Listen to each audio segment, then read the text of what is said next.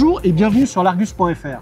Face aux Panzer allemands, BMW M, Mercedes AMG et autres Audi labellisés S, Peugeot sort enfin l'artillerie lourde. Comme promis il y a 2 ans par Jean-Philippe Imparato, patron de la marque, la 508 PSE est devenue une réalité commerciale. Par rapport au concept présenté au Salon de Genève en 2019, très peu de changements. L'auto est plus basse de 4 mm par rapport à la 508 classique. Ses voies ont été élargies de 24 mm à l'avant, 12 mm à l'arrière, mais surtout, cette 508 PSE disposera de tous les éléments aérodynamiques aperçus sur le concept. Toutes les petites ailettes intégrées dans le bouclier avant, dans les bas de caisse, dans le bouclier arrière, seront bien présents sur la version de série. En revanche, les petites ailettes dans la custode arrière, de chaque côté, ont disparu pour des raisons d'homologation. Les designers de Peugeot Sport ont tout de même réussi à intégrer cette calandre très spécifique, très agressive, qui donne beaucoup de personnalité à cette voiture. Concernant la partie technique, cette 508 PSE n'est autre qu'une 508 hybride de 225 chevaux à laquelle a été greffé un moteur électrique sur l'essieu arrière. C'est un petit peu plus compliqué que ça. Les suspensions ont été recalibrées, la direction également, le système de freinage également. Vous avez désormais des disques de la même dimension que sur une 308 GTI. Mais au final, cette 508 PSE, c'est un moteur thermique associé à une boîte automatique à 8 rapports, dans laquelle est intégré un moteur électrique. À l'arrière, vous avez un moteur électrique également, pour obtenir une berline disposant d'une traction intégrale. À noter que lorsque la voiture évolue en tout électrique, il s'agit d'une pure propulsion.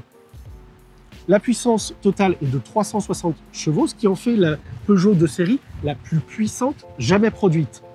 À l'intérieur, pas de surprise, c'est une 508 avec, vous retrouvez le même agencement, le même tableau de bord, à ces détails près que les sièges sont spécifiques, avec une petite surpiqûre couleur kryptonite, cette couleur jaune-vert proposée par Peugeot sur les modèles PSE. Vous retrouvez également des spécificités sur l'écran tactile avec toujours cette couleur et aussi ce mode électrique, ce mode confort, ce mode hybride ou encore le mode sport. Allez, c'est parti.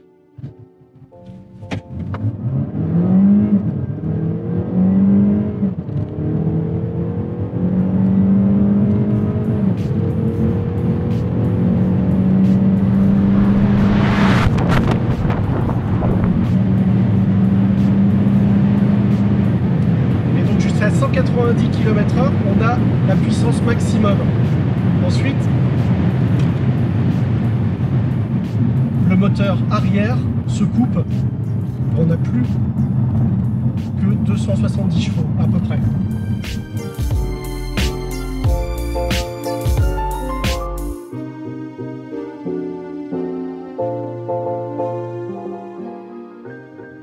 En comportement sur route sinueuse, vous avez une voiture qui vient vraiment bien à plat.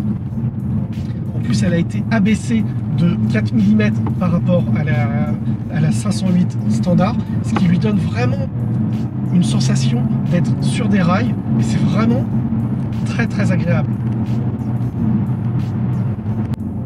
Cette 508 PSE n'a pas été pensée comme une sportive pure et dure, c'est plutôt une GT, donc elle va offrir des relances 80-120 vraiment optimum, plus que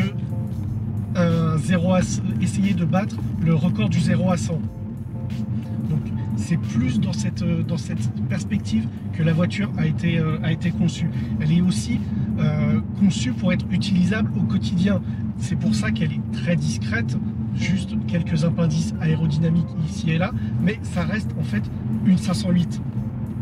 Concernant le confort, c'est un peu plus ferme que sur une 508 classique. C'est normal, vous êtes sur des jantes de 20 pouces, sur des pneumatiques à flanc de 35, donc c'est petit, mais grosso modo, c'est très utilisable au quotidien. Si vous passez en mode confort, oui, ce sera un peu plus ferme, mais ça reste tout à fait acceptable. Vous n'aurez pas mal au dos. Et là, à ce niveau-là, Peugeot Sport a vraiment réussi à concilier performance, agilité et confort.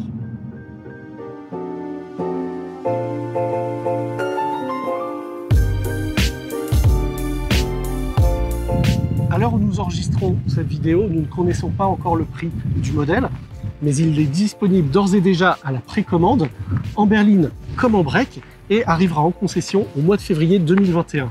Sur ce, je vous dis à très vite sur l'argus.fr.